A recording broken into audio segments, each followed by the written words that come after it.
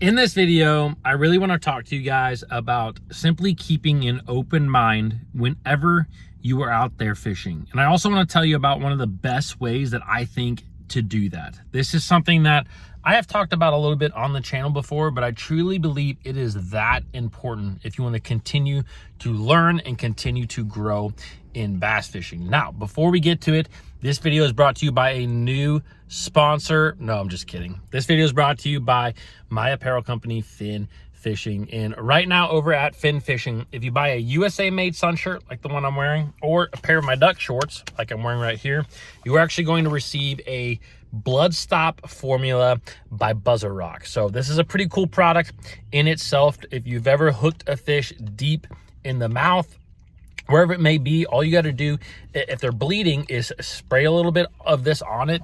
It's going to help clot that blood out, and really it's going to help save that fish's life. So right now it's absolutely free with the purchase of a sun shirt or a pair of shorts. So all you got to do, add the shorts or sun shirt to cart. Also add the blood stop formula to cart, and you will see that automatic discount at checkout. Shopping at Fin Fishing is truly the best way to help support this channel, and I greatly appreciate it. All right, guys.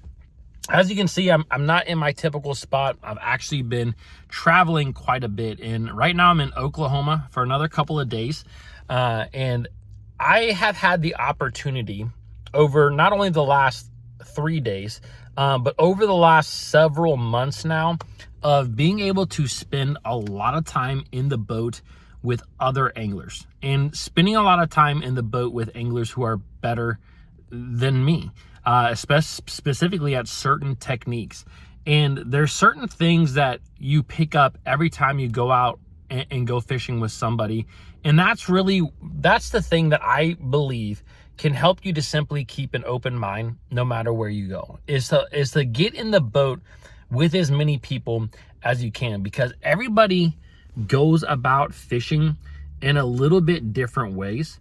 Whether it's how they attack a offshore piece of structure, or whether it's what they throw in certain situations. Yes, there are a lot of us who do a lot of the same things, but there's just these little nuances that you just pick up. And for example, just a couple of days ago, I was fishing with an angler, and we got to the body of water, and it was really, really muddy. Like very, very muddy water, and the water temp was like 52, 53 degrees. So in my mind, as soon as we put in the lake, and as soon as I saw kind of the water temp, the water clarity, I figured that the fish were going to be starting to push up shallow. And although I wanted to fish a little bit shallow, the angler that I was with was really wanting to fish off the bank. And honestly, I did not think that it would be that great. But long story short, I got to watch him go out there, and he's a local angler, so obviously he knows a little bit more, especially on that body of water, than I do.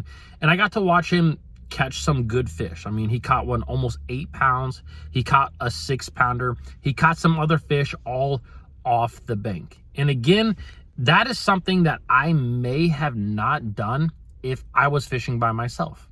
And so it's just one of those things that getting in the boat with other people and seeing things out there on the water together, or ways that they attack certain bodies of water, it really can help you to become a better angler, because it just keeps you open to things. And if you guys pay attention to really any of the best anglers out there, one thing that they all do is they keep an open mind when they are fishing. No matter how long they've been fishing a certain lake, no matter how many different ways they've caught them, they always keep an open mind to catching fish in a different way, or at least catching them in a different place. And the more that we know with technology, the more that you just understand that there are bass in a lot of these lakes doing different things, and they can be caught in very different ways, whether that's in open water or whether that's around structure and cover, whatever it may be.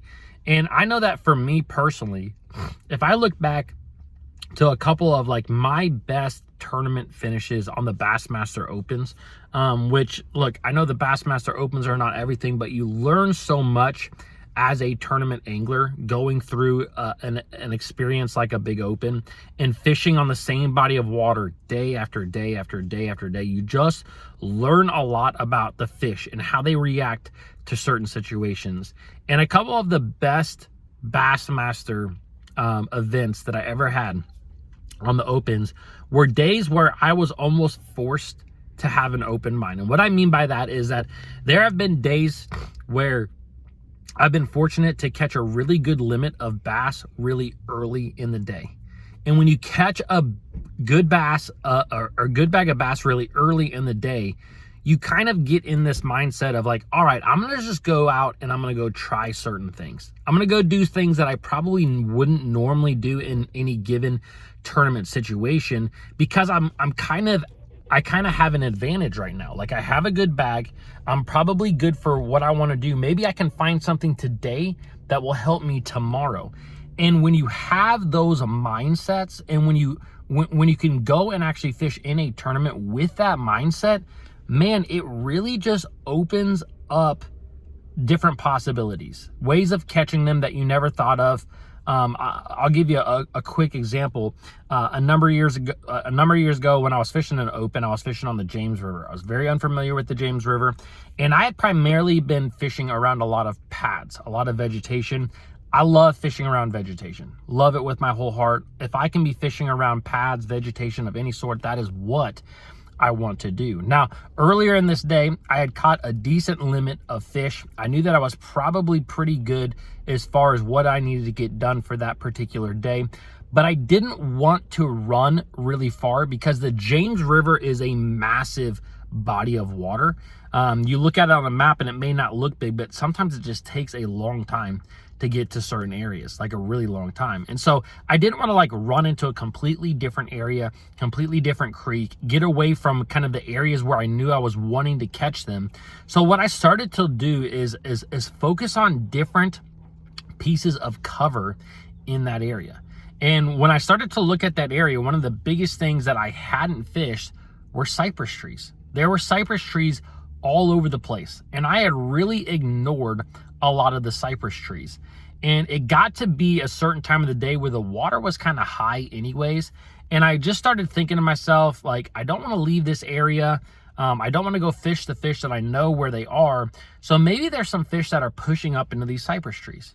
And so lo and behold, I run up into these cypress trees and I end up catching some good fish. End up catching some really good fish and kind of figuring out a cypress tree bite. And as a matter of fact, I also got my co-angler at the time, a limit behind me, fishing cypress trees. So I was really happy about that he got a limit as well. But anyways, keeping an open mind, I know that I've really pontificated about it, but it's just such an important thing to do, and it can truly help you to catch a lot more bass. So guys, I hope you enjoyed this video. If you did, give it a thumbs up. I am burning up in my truck right now, but I will see you guys tomorrow.